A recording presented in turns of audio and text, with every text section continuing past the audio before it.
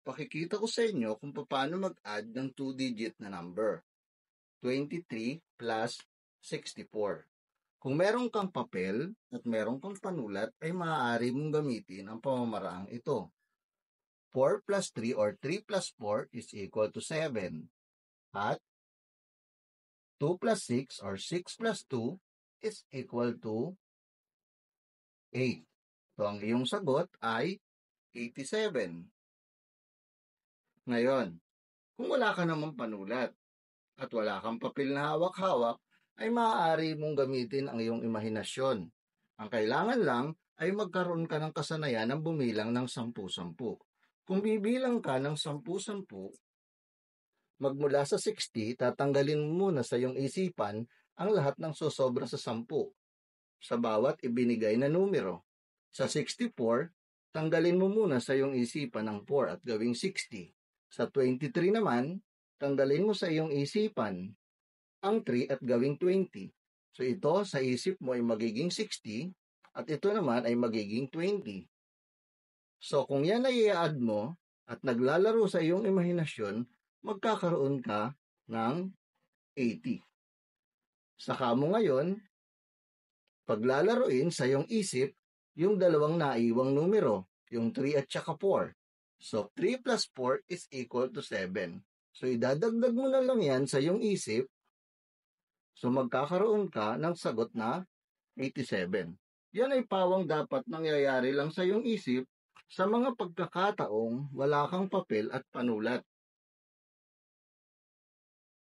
Para sa ating pangalawang halimbawa, kung sa papel at sa panulat mo gagamitin at gagawin, 7 plus 4 ay equal sa 11.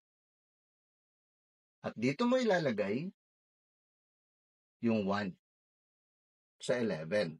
Then, actually, etong 1 na yan, ang katumbas niyan ay 10. 10 yan. Ayan yung 10th place. Okay?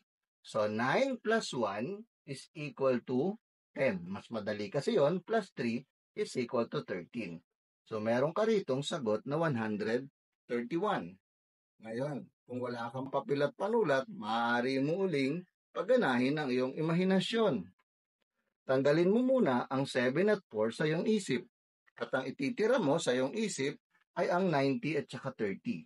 Ito'y magiging 90, ito'y magiging 30. Ang kasanayan mo sa pagbilang ng 10-10 ay makatutulong. 90 plus 30, 90, 100, plus dalawang 10, ayan ay 120. Saka mo ngayon i-add yung 7 plus 4. Ang 7 plus 4 ay sosobra na ng 10. Yan ay magiging 11. So sa iyong isip, 10, tapos meron kang plus 1 pa, so magiging 131. Itong lahat ay pagpraktisan o pagsanayan mo gagawin sa iyong isipan. Makatutulong sa iyo lalo na kung wala kang hawak na panulat at papel. Ang pangatlong halimbawa, gawin muna natin ang pag-a-add sa pamamagitan ng papel at panulat. 5 plus 6 ay equal sa 11. Ilagay natin dito. Yung isa. 2 plus 1 is equal to 3 plus 1 is equal to 4. At saka, 4 plus 3 is equal to 7. So magkakaroon ka ng pinakasagot na 741. Ngayon, gamitin naman natin ang ating imahinasyon. Sa ating imahinasyon, tanggalin muna natin ang mga butal. Ito naman, dapat meron tayong kasanayan na magbilang ng tig 100. So, etong ika-4 na to ay nagre-represent ng tig 100. Ito ay 400, ito ay 300. So, sa iyong isipan, kung meron kang 300 at meron kang 400, so ang ibig sabihin, meron kang 700 o 700. Tandaan, ito ay naglalaro lamang sa iyong isipan, sa iyong imahinasyon. maaari mong pagsanayan lalo na kung wala kang panulat at papel. So dito naman sa 25 at 16, meron tayong tig 10-10. May 20 at 10. So meron kang 30.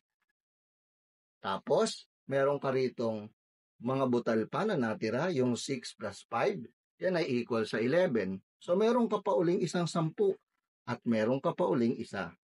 Ngayon, sa iyong isip, ilan na lahat yan?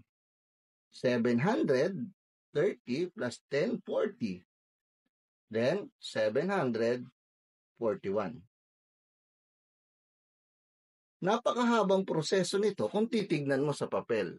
Pero kung ito ay nakakasanayan mong nangyayari sa iyong imahinasyon, ito ay napakabilis lamang. Tandaan, upang ikaw ay maging mahusay sa mathematics, kinakailangan hasain at sanaing maigi ang ating imahinasyon.